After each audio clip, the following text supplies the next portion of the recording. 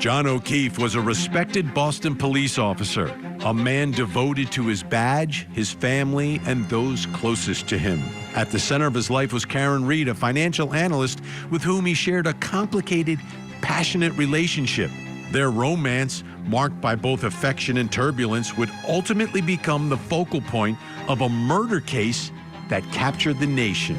On a bitter January night in 2022, O'Keefe's body was found lifeless in the snow outside of 34 Fairview Road in Canton. Authorities charged Karen Reed with his murder, alleging she struck him with her SUV in a drunken rage. But Reed and her supporters claimed a cover-up, suggesting he was beaten inside the home by someone else. Her first trial in 2024 ended in a hung jury, dividing the public and igniting a firestorm of controversy. Now, with her retrial underway, the courtroom has become a battleground, not just for justice, but for truth in a case where love, loss, and suspicion collide.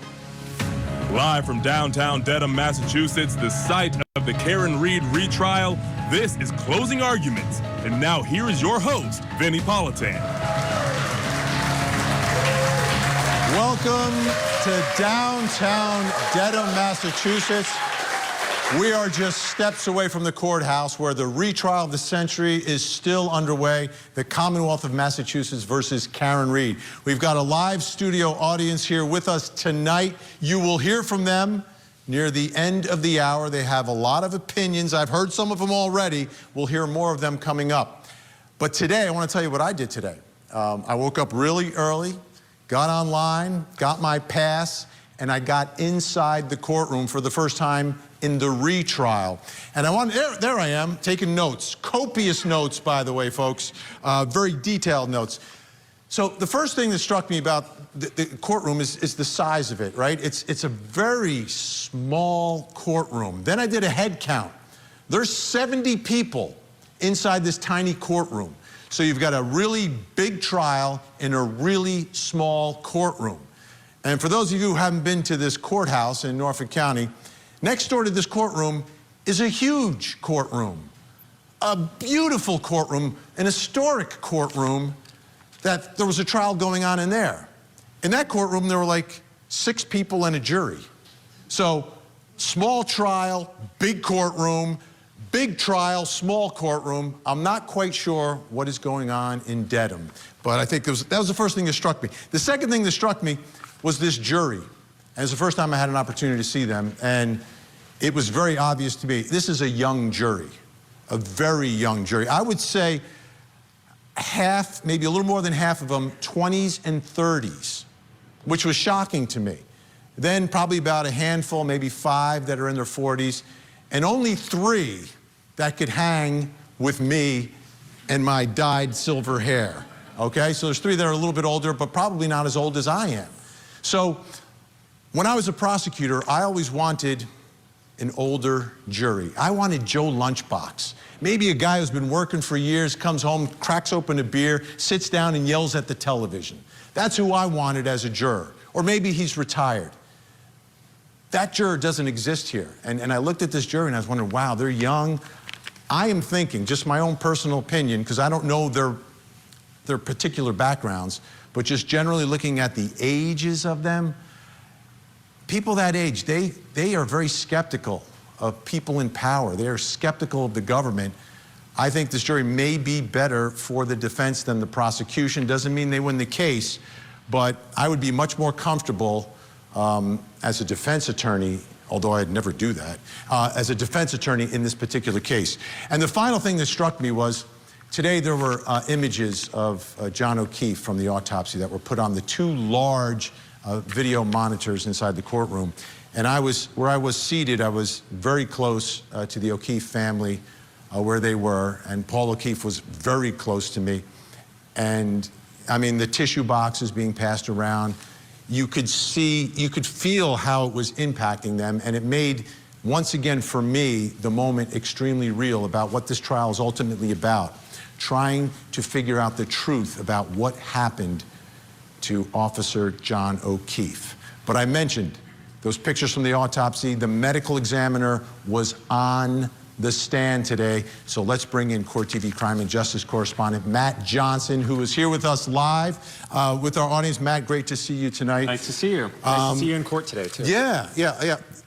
Again, I was there last year, but it's tiny. Everyone's on top of each other. The big changes with the big screens. And this is the one of only 2 days that Peggy has not been in court, and for obvious reasons. Right. Today was not a day. The other time was when she testified the day after. You know, it was just very emotional for her and the rest of the family. And you could see it with Paul. I mean, when the pictures and the images went up on the screen, his head was down, but I was so close I could see the eyes welling up, and and then the tissues came, and he's trying not to cry out loud, but you can tell the impact of this and how real it is. Yeah, they're all comforting each other. Erin was there, of course. She was there yesterday along with the children or the niece that testified. I mean, this has really been a hard couple days on this family. All right, let's talk about the testimony today. Start with the medical examiner. Yeah. Key testimony from someone that we were anticipating this week. Big witness that took the stand, the medical examiner, Dr. Scorty Bello. Unwavering in her testimony from last year. She took the stand. She was the last witness to testify. She was the closer last time. She was the closer. And she hasn't changed her opinion. Let's take a listen. The cause of death was determined to be blunt impact injuries of head and hypothermia, and the manner was undetermined. Okay, so she went over all of the injuries with Officer John O'Keefe, and let's go over them with you. Okay, so his injuries included the skull fracture and laceration, skull fractures, bleeding on the brain. They talked about that. His eye, the hemorrhage on the eye, the small cut above the right eyelid, bruising on the right hand, a faint scratch on the left hand, marks on his arm that we have seen over and over again that's being disputed. And then the injuries to the right leg, which is more prevalent in discussion this trial than the last, and it was an 1/8 of an inch scrape on his right knee. Yeah, on the outside of the knee. You know, it was interesting, when she said manner of death, I knew what was coming up, so I wasn't watching her. I was watching the jury. They all wrote that down. They all wrote that down. To me, that's huge. I've seen prosecutors overcome that when it's undetermined. But it's not the best. You don't want that as a prosecutor. Well, usually when you go into a murder case, it says homicide. It says homicide, and she wasn't able to say that. It doesn't mean the game is over. It doesn't mean the case is over for prosecutors, but it gives them another uphill battle that they have here. Yeah. So the evidence of a car crash. She was asked about that. What did she say? What, if any, of the injuries are associated with or could be from a vehicle pedestrian crash? And she was talking about that, and she prefaced her answers by saying, you know, most vehicle strikes happen in front of a vehicle, you know, not in the back. But here's her answer to that. Did you evaluate it all in your autopsy? Whether Mr. O'Keefe had any injuries consistent with a motor vehicle accident? Objection. I'll allow that. Yes, I did examine his lower extremities. That is protocol in any case of suspected impact with a motor vehicle. So I did examine his legs, and I did not see any evidence of an impact site. A bruise on the knee, is that consistent with a sideswipe impact? Could be. Were you informed or were you aware that before you filed your death certificate, there was information in the investigation that police spoke to a first responder by the name of Timothy Nuttall, who reported that the defendant... I'm going to allow it. That the defendant said, I hit him, I hit him, I hit him. Were you aware of that? I became aware of it at some point. We're going to hear more about the knee from Hank Brennan. He's really focusing on that. We didn't hear much about it in trial number 1 with Adam Lowley. You know, this is going to probably tee up their other experts, which we'll talk about, you know, but they're crash reconstructionists. Right, and the injuries are huge in all this. Now, something else happened here that's been happening throughout the trial. We keep hearing a name of someone who has not testified. Who could it be? Someone who was a very large part of the first trial, which is Michael Proctor, former trooper, now Michael Proctor. Fired Trooper Proctor, yes. Fired, but also former lead investigator or Correct. case investigator, case manager, whatever they call him. Yeah, he was brought up, especially during cross-examination. But right away, before that, Hank Brennan asked Dr. Scortibello about the independence of the office, which is really important for this jury to hear, right? So they do not report to the DA's office, Norfolk County DA. They don't report to the state police office. They're totally independent. But we did see a picture, and this was on cross with Alessi. He put it on the screen for these jurors. Right. And it was showed that Proctor was actually at the autopsy. And it was also pointed out that that's not unusual. You know, officers attend autopsies. But I see it on Law and Order every week. Yeah, but that's not real. No, well, that's scripted. But anyway, the doctor was asked about her interactions with Proctor, and let's play that for you.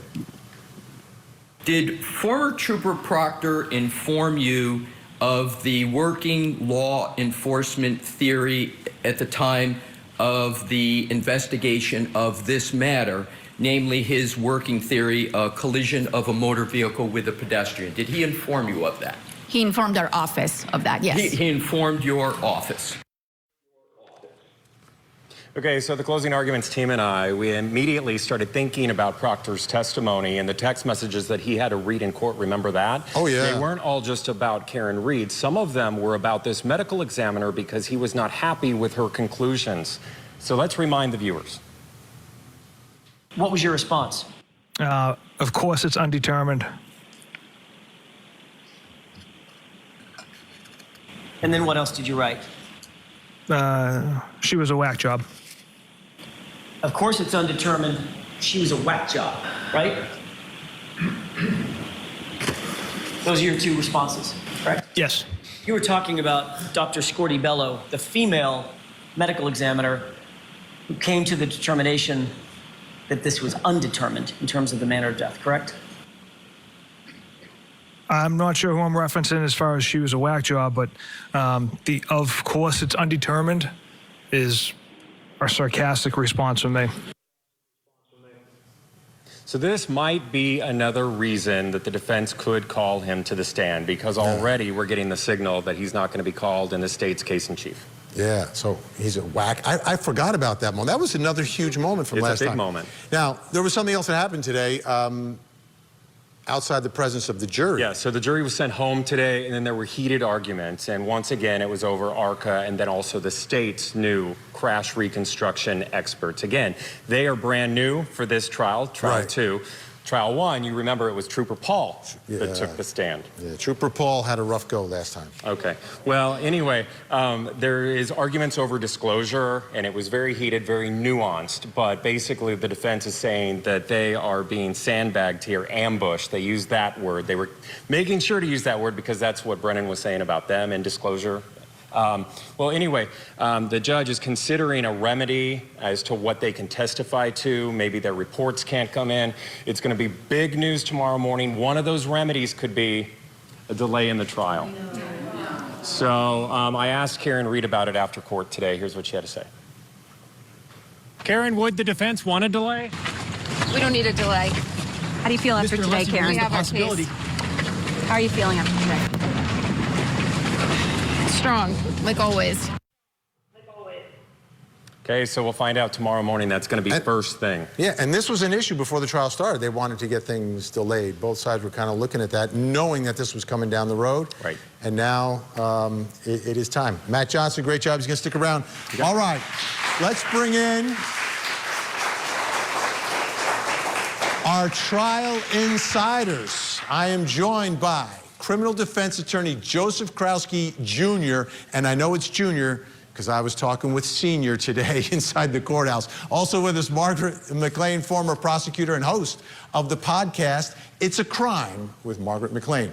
Criminal defense attorney Peter Ellikin, who's been on court TV almost more than I've been through the years. You've been on so much because he's such a great attorney. Yeah, like I think people have already had enough of me, I think, huh? There you go, never enough. And Karen Reed, supporter, who has helped us out a lot here. Nick Rocco also with us. Great to have everyone here. I want to, so On today's inside court today, there was a very long time where they displayed a photo of the back of John O'Keefe's head. So we took that photo and our graphics department did a mock-up of it to kind of give you an idea of what it looked like. I want to put it up there because this is very significant. And you have to kind of look closely. Obviously, we're not going to put the actual photo up. But the darker part that's being measured there is the laceration. And then above the laceration, you can kind of see it, the three darker spots, all that is red on his head, and then the area around it, and it sort of formed a pattern. And it really became a big, big part of this case. Can someone who is hit by a car and falls back on their head on the ground, is it consistent with that type of a wound? And there's the laceration, and above the laceration is a wound. So I want to get your thoughts about this, because it was up on the screen for a long time, and it seems like this is going to be a really big issue in this case. Joseph Krowski Jr. I'll take the lead on this. And here's the impactful part of the testimony of Scorty Bello. That laceration on the head, she explained in detail, that's the actual cause of death. That's the injury.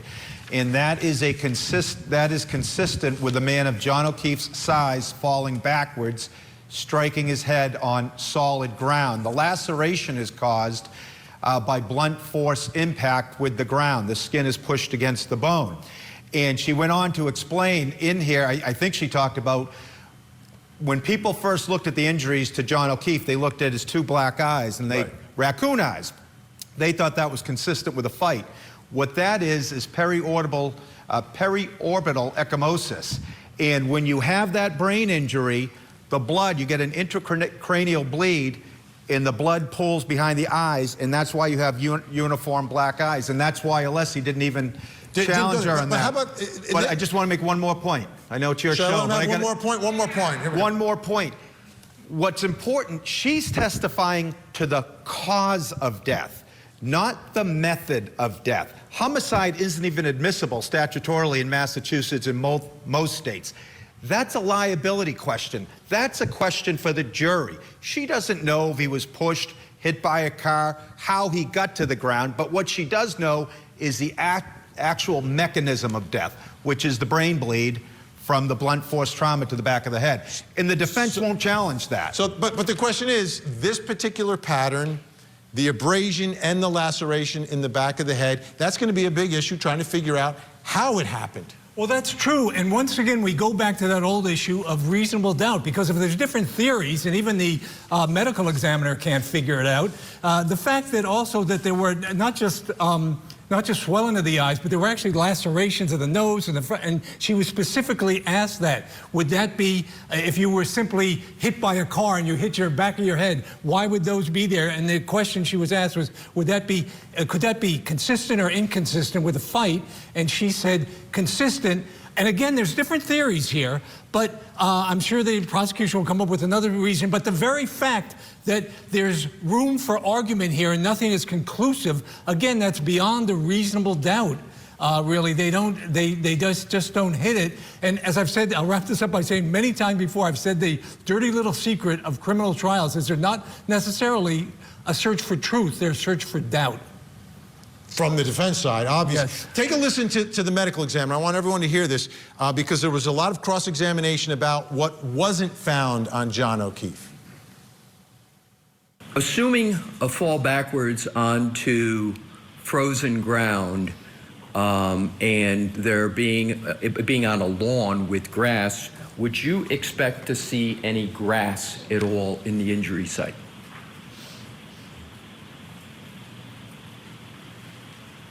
It's possible to have grass. Did you have any information regarding the circumstances that you said you look at in trying to determine manner of death as to whether there were any stones or rocks around the scene? That I did not have any information. What, if any, consideration did you make in your assessment of cause and manner of death with regard to stones or rocks? I did not make any. All right.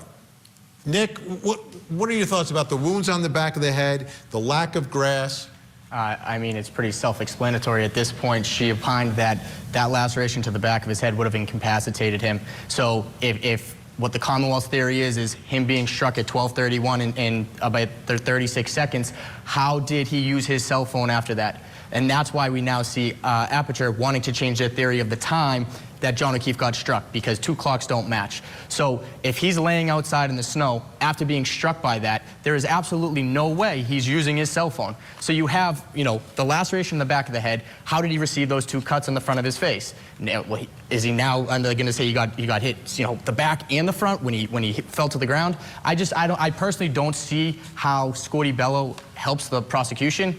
I think this is another win for the Commonwealth in this situation. That's why, go ahead, you go. Well, I was just going to say that's why Hank Brennan is going to use Dr. Wolf, the neurosurgeon, coming up. Well, I know what you're going to say, Nick, that... And you're going to be wrong, but go ahead. That the medical examiner said, well, you know, this neurosurgeon is not qualified. However, he's a brain surgeon. He's more qualified than she is to talk about brain injuries.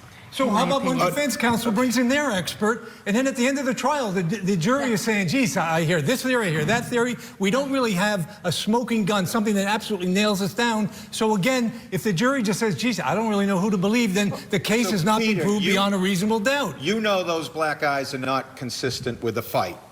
They're, the two cuts not. There's a laceration on the nose. Karen Reed, in one of her interviews, said she picked a piece of glass out of his nose. And how about the eye lacerations? That's the explained cause of the laceration on the nose. Most of the injuries are on the right side of his body, consistent with getting clipped by the car.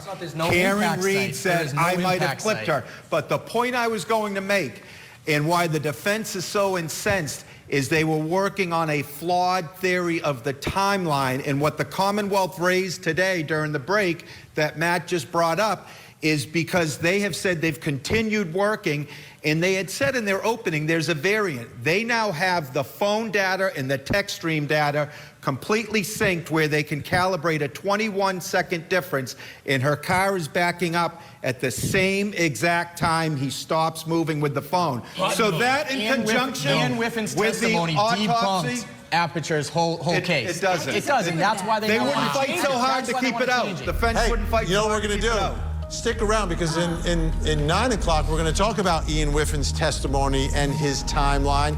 But in this hour, when we come back, we're going to talk more about those autopsy photos. We are live in Dedham. Don't go anywhere.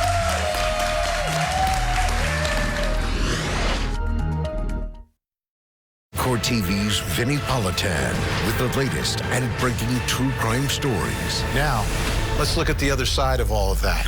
Vinnie Politan Investigates, tonight, 9/8 Central, only on Court TV. Is Karen Reed a killer girlfriend? She's guilty. Or the scapegoat in an elaborate cover-up? Karen Reed was framed. We know who did it. The Karen Reed Murder Retrial. Live coverage weekday mornings, 8, 7 Central, on Court TV. So on the right upper medial arm, that would be the inner side of his arm, there was a superficial abrasion. Again, that's a scrape. Then on his right posterior arm and forearm, so not exactly on this aspect of the arm, but on the back side of the arm, which would be in the back of the diagram, there were multiple abrasions, which I described as ranging from 2 to 3 millimeters and up to 7 centimeters. I noted that there were 2 bruises on the back of his right hand, also a faint scratch on the back of his left hand. And then moving down to the lower extremities or the legs, if you could please show the front, there was a small abrasion, a small scrape on the side of his right knee. We are back live in Dedham, Massachusetts, our coverage of the retrial of the century. I keep saying that because it literally is the retrial of the century. Important testimony there from Dr. Scorty Bello talking about the injuries. Because remember, with the first jury, they couldn't figure out exactly what happened to John O'Keefe, how he died. And you're going to need to look at evidence like the injuries on the victim. So we're going to go through some of the photos that were shown to the jury. We're not showing you John O'Keefe's face or his head for obvious reasons, but let's start with that right hand. Take a look at the right hand. And the testimony associated with this is, yeah, there's a couple holes there because that's life-saving measures, trying some IV or something, but there's still some bruising in that right hand. Margaret, what story does that tell this jury? Well, hopefully it doesn't tell them that it's evidence of a fight. I really don't think so. I think that they're going to look at that head injury in particular.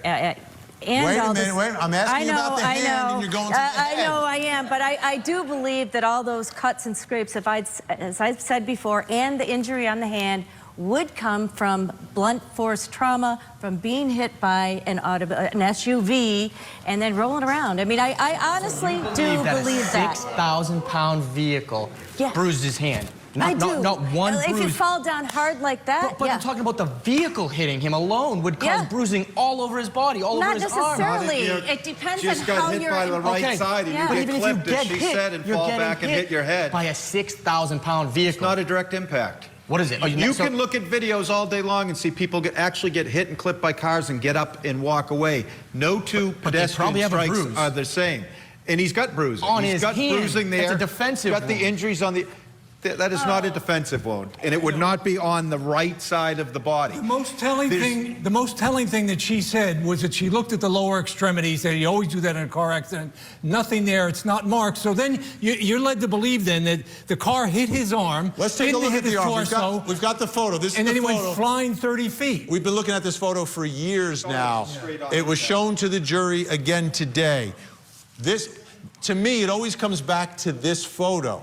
Because everyone you talk to after they look at this photo, they have an opinion.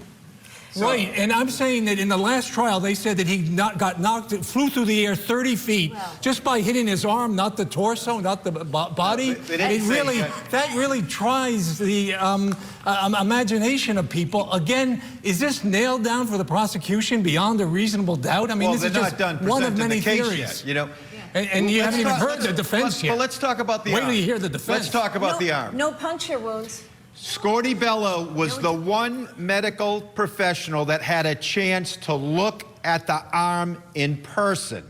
Scorty Bello, if you're going to praise her for not having an opinion on the method of death, you likewise have to credit her when she called every one of those injuries a superficial abrasion. Not a single puncture wound, not a single laceration. For those to be dog bites, Chloe would have to have no mandible, no bottom jaw.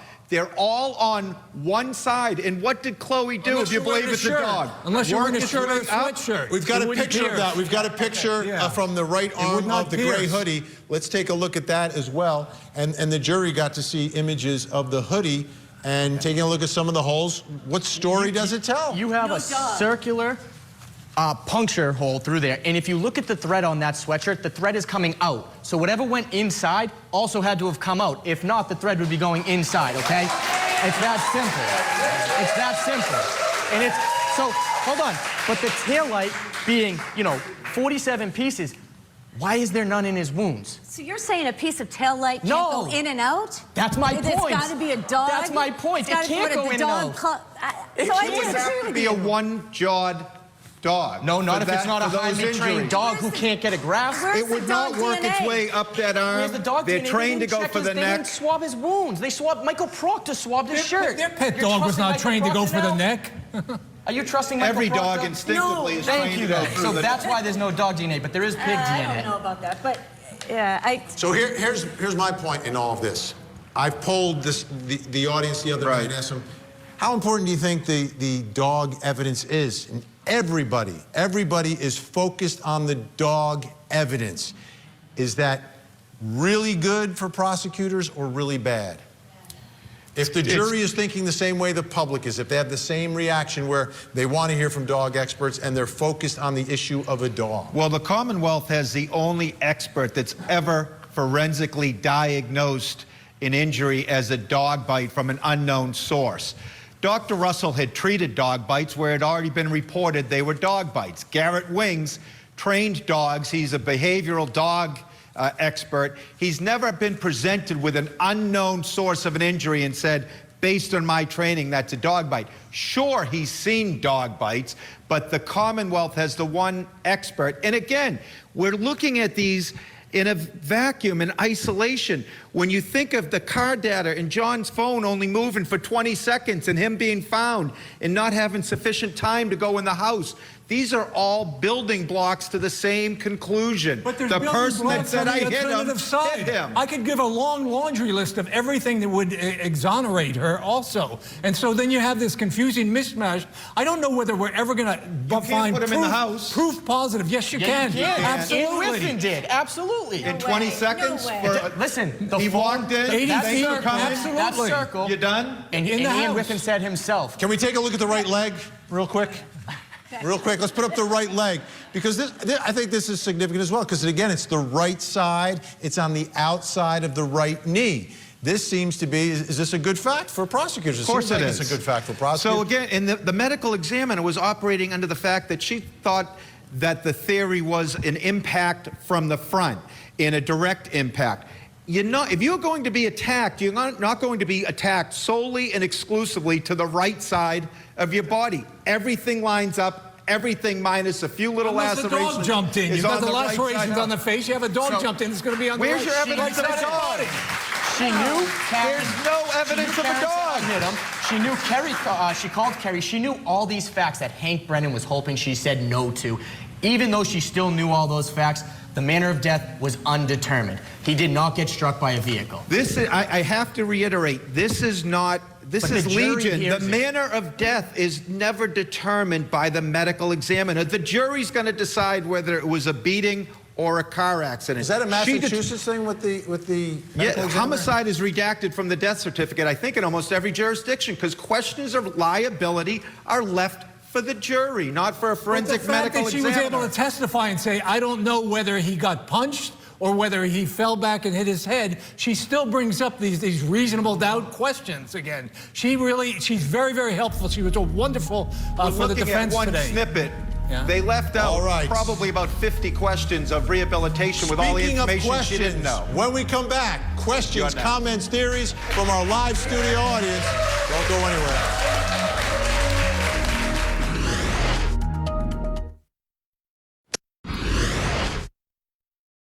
You did not include in your autopsy in any fashion any discussion of whether Mr. O'Keefe's injuries were consistent with a motor vehicle accident, did you? No, I did not. Did you evaluate it all in your autopsy whether Mr. O'Keefe had any injuries consistent with a motor vehicle accident? Objection. I'll allow that. Yes, I did examine his lower extremities. That is protocol in any case of suspected impact with a motor vehicle. So I did examine his legs, and I did not see any evidence of an impact site. What I look for is some sort of bruise, either on the outside of the leg or bleeding on the inside after the skin is reflected in the soft tissues, or any fracture of the bones of the legs. I did not observe those things. Welcome back. We are live in Dedham, Massachusetts. We've got a live studio audience. They are full of opinions, full of questions. Let's go to Matt Johnson, who is with them right now. Matt, what's on their mind tonight? We have a long line from the best studio audience in live television here behind me. So I have Kate. You, of course, have been following the trial since the beginning. So what's your question for our panel and Vinnie? My question is for Vinnie. Vinnie, you very demonstrative on how you feel about Stephen Stearns and Lori Daybell, but you've at least I've never heard you come out and say how you feel about this case. How I feel about this case? Well, Are you saying you want me to vote guilty or not guilty? Yes. Is that what Yes, you're doing? Please. I have counselor. Can I take the fifth on this? Yes. Can I take the fifth? I can't render a verdict yet on this. I was with the jury first time. I didn't think either side proved what they alleged. I didn't think a conspiracy was proved, and I didn't think a murder was proved at the last trial because of the expert testimony. So we'll see what is proven in court. I go by what it proved. What my gut tells me doesn't mean anything. It's what they can prove inside the courtroom. Okay. She put me on the spot. Did you see that? I love it. Did you see how she did that? All right, Vinnie, our next caller here is Elaine. Tell us what's on your mind. What questions do you have about the Karen Read retrial? It's probably for this side of the panel. My question is, if you think, as I do, that Karen Read was framed, who do you think was the mastermind of the plot? And at what point did they decide to make Karen the fall guy? Well, I mean, someone that morning made over 200 phone calls, hence why all the calls were deleted. Someone made a lot of butt dial phone calls that night. In my opinion, I think, Jennifer McCabe and Michael Proctor had a lot to do with this, but at the end of the day, I'm not sure exactly specifically what happened in that house to John O'Keefe, but I do have a really good feeling he went inside that house. All right, we have Tori, who is joining us in our studio audience. Where are you from, and what's your question? I am from North Providence, Rhode Island, and I have a general question just for anybody on the panel that wants to answer it. So if the impact was strong enough to make over 40 shards of glass explode from the tail light, then how come John O'Keefe did not suffer any broken bones on any major extremities or on his torso? That's a great question, and that's, of course, what that side is arguing. But I also think that, the medical examiner, she's saying, well, it's possible, this is possible. So I think that, maybe the way he fell, the way he rolled, I don't think he went 30 feet, but I do think that there's all sorts of ways that this could have happened without him breaking arms and legs and feet and all that stuff. That question was as tough as the question I got. So. I know. It was a tough question. A very good question, actually. Yeah. Okay, so I have Carla here with me. So did you watch Trial 1, Trial 2? Both, yes. Where are you from? Yarmouth, Cape Cod. What question do you have? What's on your mind? So Officer John O'Keefe's death was undetermined, and today they brought out in court that Dr. Scorty Bello received additional information, and she still said the death was undetermined. Do you think that the Commonwealth is trying to get her to change her mind? I do. What do you think, Joe? What they did do to people that watched the trial is they pointed out information, a wealth of information that had not been forwarded to her. In my mind, none of that information should in general. A doctor should look at the medical injuries and determine cause of death. The doctor is not a lawyer, is not an investigator, is not determining what actually happened at 34 Fairview. So I think it's been hyperbolized. All right, I am now joined by Lisa. So tell me, where are you from? Did you watch the first trial? When did you get involved in all of this, and what's your question? I got involved with Turtle Boy even before the first trial, so I watched the first trial, this trial. And what's on your mind for that panel right there? This one's for Vinnie. Okay. As well. Two tonight. All right. Well, no, you were in court today, so I just want to know if you saw a difference in the jurors' reactions between the direct examination and the cross-examination. No, I didn't. What I did notice, because a lot of it was directed to photos that were up there. So I even wrote this down in my notes, that about half of them were focused on the pictures as the cross-examination and the direct was taking place. And then there were a few that were doing the tennis match, which as a lawyer is what you want. You want them listening to the question, listening to the answer, listening to the question. And then there was one, she is just buried in there writing the whole time. And she's young, but she's writing a lot of notes, might have just gotten out of college. But I didn't notice any decisive difference between the two. I think that they're very stoic. Even more so than the last trial. They could also be confused. But they're very serious. Yeah. So, No, they are 1,000. I've seen jurors like drifting in trials through the years. Not this juror. I've seen jurors fall asleep. Yeah. Jen, is it? Yes, Jen. Where are you from? And tell me what's on your mind with this panel. Yeah, so I'm from Rehoboth, Mass. And as you mentioned earlier, we heard from independent medical examiner Dr. Scordi Bello today. We also will hear from ARCA, who may or may not, people may consider independent or not. I think from the first trial, the most independent witness, and credible witness that I heard anyway, was patrolman, police officer, Dayton police officer Nicholas Barros, who said that he was 5 to 10 feet from her SUV before it was taken into custody and saw a cracked, not fully damaged taillight. Will we hear from him? Yeah, I think we're going to hear from him because he's now on the defense witness list when he was last time on the Commonwealth's witness list, and I think that alone shows the impact of his statement. So yes, we will hear from him. Matt, I've got bad news. Are we out of time? We are out of time. But we've got another hour coming up. Big thanks to Nick Rocco, Peter Ellikin, of course, Margaret McLean, and Joseph Krowski Jr. When we come back, something else you need to know tonight. Join Court TV's Vinnie Politan with the latest and breaking true crime stories. Now, let's look at the other side of all of that. Vinnie Politan Investigates, coming up next, only on Court TV. Friday nights, the WNBA is on Ion. Friday. The Lynx try grounding the Wings. Got it. Then the sparks fly into the new Valkyries. Coverage begins Friday night at 7. Find Ion wherever you watch. Ion, it's on.